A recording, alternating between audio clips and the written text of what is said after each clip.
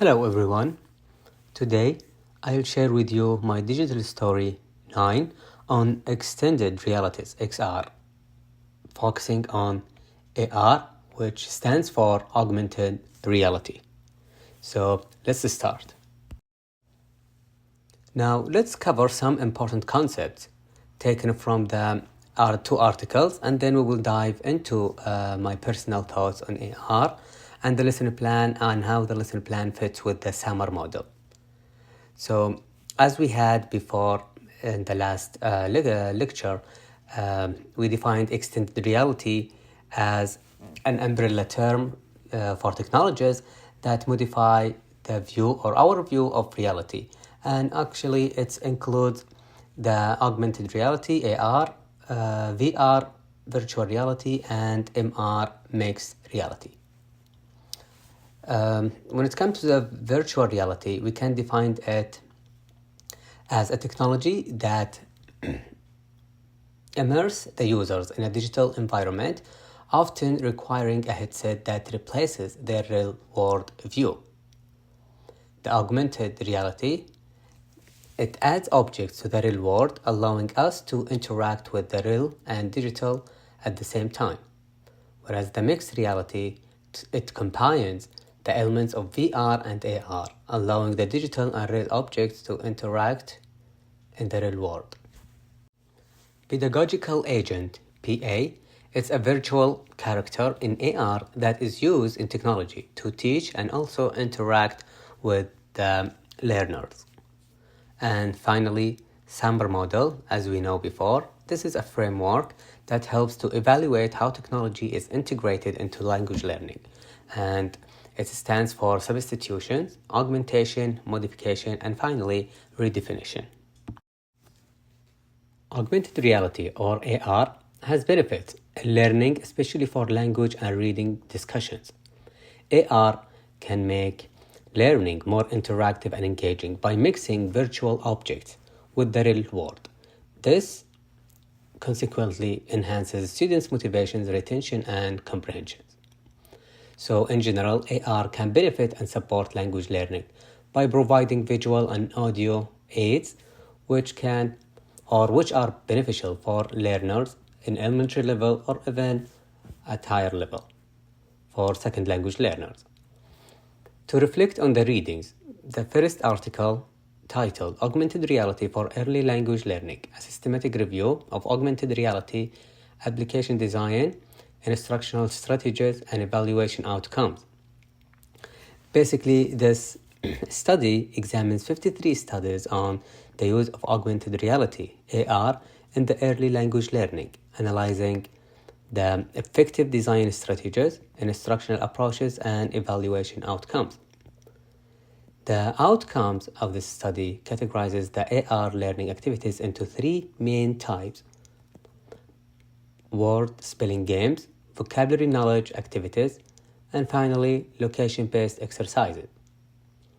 Whereas the key design strategies includes the use of 3D multimedia content, hands-on interaction with physical objects, gamification, and location-based features. These actually to create engaging and an experience where the context engaged within these settings. So the study here actually highlights that AR can enhance motivations, engagement, and memory retentions among learners or young learners or second language learners. However, this study actually identifies some challenges or barriers, which can be seen as technical limitations. The content is not flexible. That means it needs to be updated over time. And also the accessibility, any accessibility by the students and also for these devices, some issues related to it. So the authors of this study suggest that while AR shows great potential in supporting early language skills, there is a need for further research to address these barriers and actually to optimize the AR application design for all the educational usage. The second article, titled Exploring the Promise of Augmented Reality for Dual Language Vocabulary Learning Among Bilingual Children, which is a case study by Sarah Smith, Maria Salden, and Sang-Hong Park and Howard Kaplan. So the idea of this study actually, it tries or aims to investigate the use of augmented reality, AR, to support dual language vocabulary learning among bilingual children, specifically English language learners, ALS. So the researchers here developed an AR application that features a bilingual pedagogical agent named Ivan, who teaches vocabulary words in two languages, English and Spanish. And this is through interactive flashcards. So here, children view the vocabulary cards through the app instead of the traditional one, where Ivan provides definitions and prompts for physical actions. And in addition to that, Ivan offers visual and auditory reinforcement for both languages. This study found out that this approach enhances vocabulary retentions and also engagement by making learning multisensory and accessible, even actually for their parents who only speak at the home one language. So the bilingual format here encourage parental involvement, bridging the gap between home and school learning environments. In conclusion for that, the study suggests that AR can be an effective tool for bilingual language development and can make learning vocabulary more engaging and interactive, especially for young learners. Now, let's talk about my personal thoughts on augmented reality, AR. Like many people, I have come across AR in everyday situations. For instance, I use some apps to buy furniture online, trying on sunglasses, or also I tried it last time to test whether a hairstyle that can fit me or not. So I'm sure that AR has become a common tool with the advancement of technology. And these experiences have shown not only me but us how AR blends the virtual with the real world, which makes everyday tasks interactive and tailored to our needs. The differences between AR and VR is that AR blends or makes virtual items or any items into our real world. This creates an enhanced experience for us while keeping us at the same time in the reality. In contrast, virtual reality, VR, it just immerses us in more fully virtual environment. We are almost separated from the real world. There is no interactions. So the difference here actually makes AR more practical for situations that can benefit from the real world context by blending the virtual items to our world. But VR, it's ideal for immersing experiences that takes us somewhere we haven't been to before.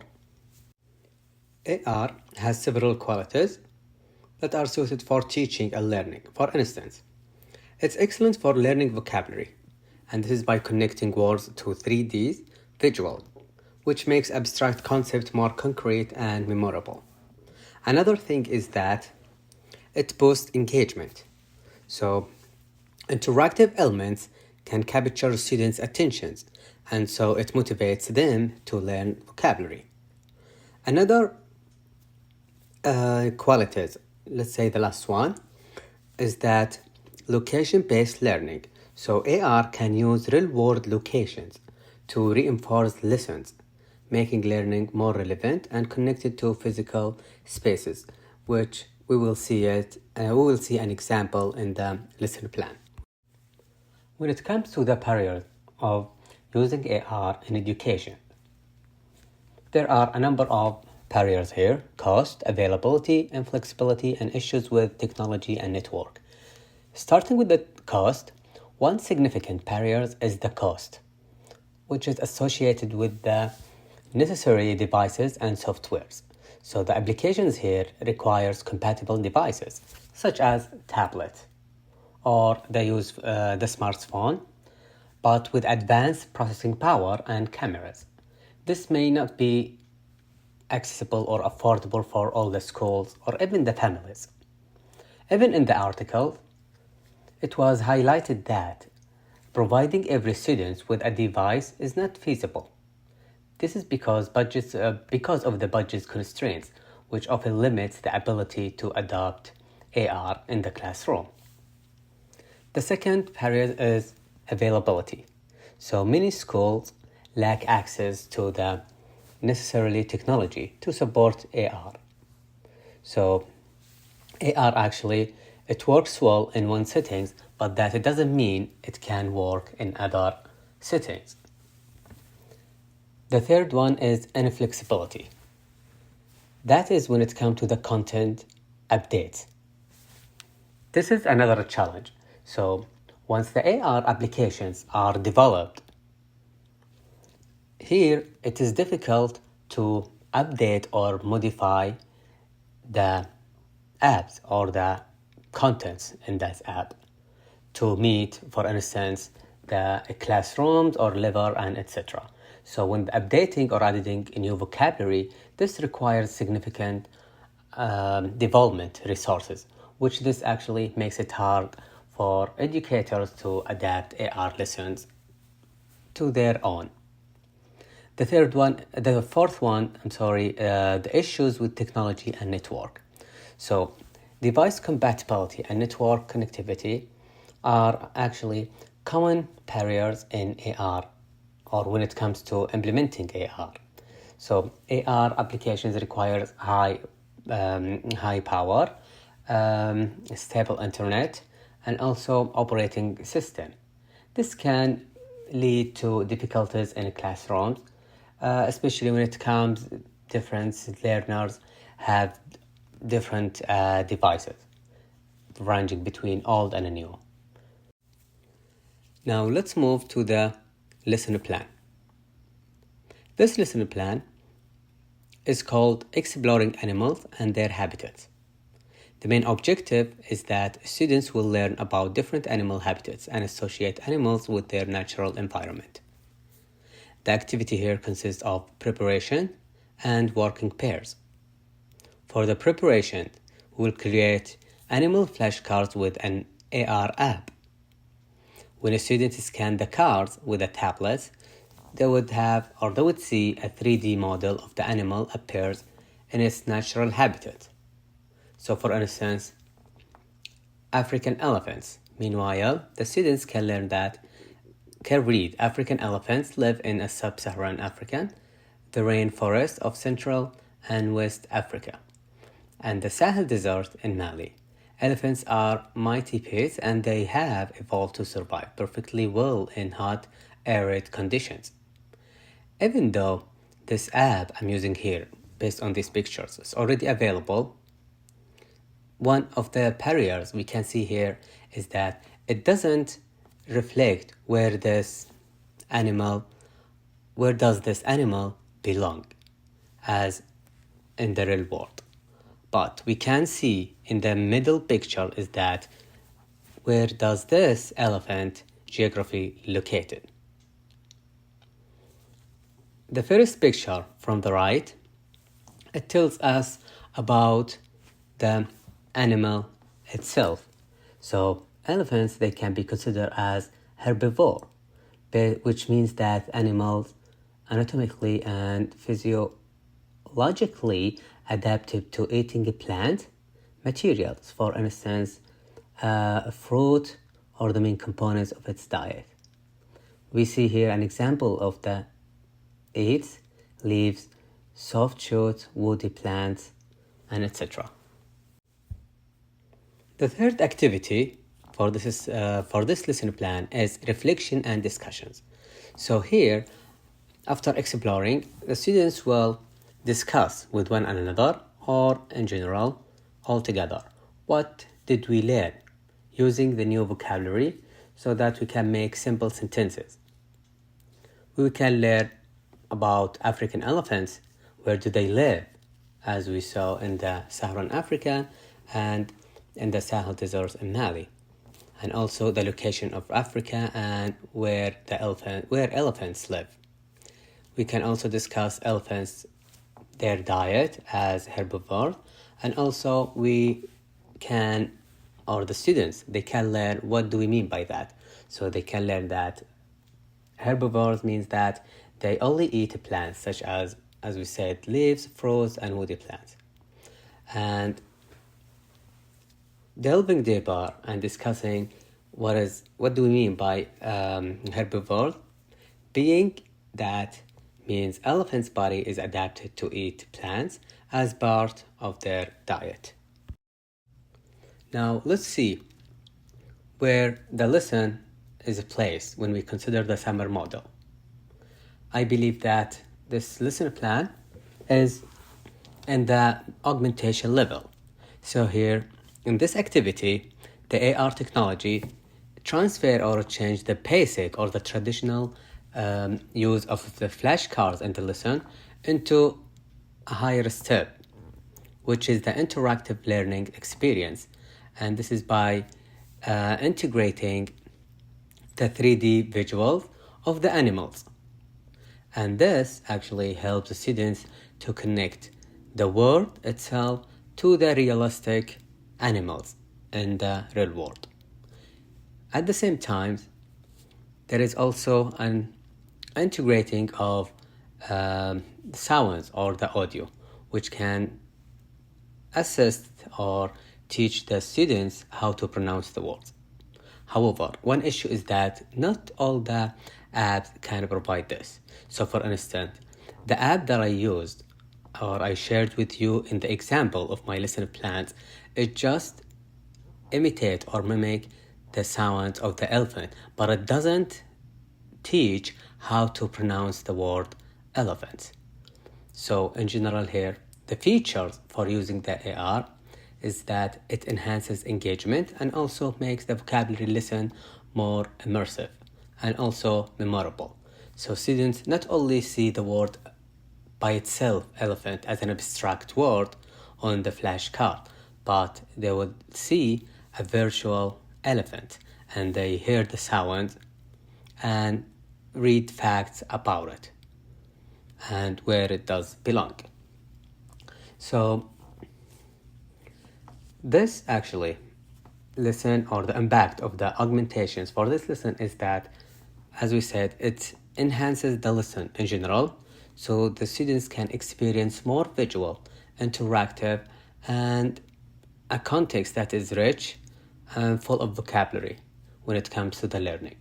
So this would strengthen their comprehension when they connect the word with the actual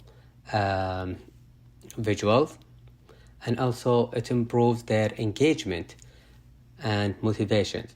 This is when they interact with the AR environment, because this is actually makes the learning process or the environments more dynamic than when we consider the traditional learning settings.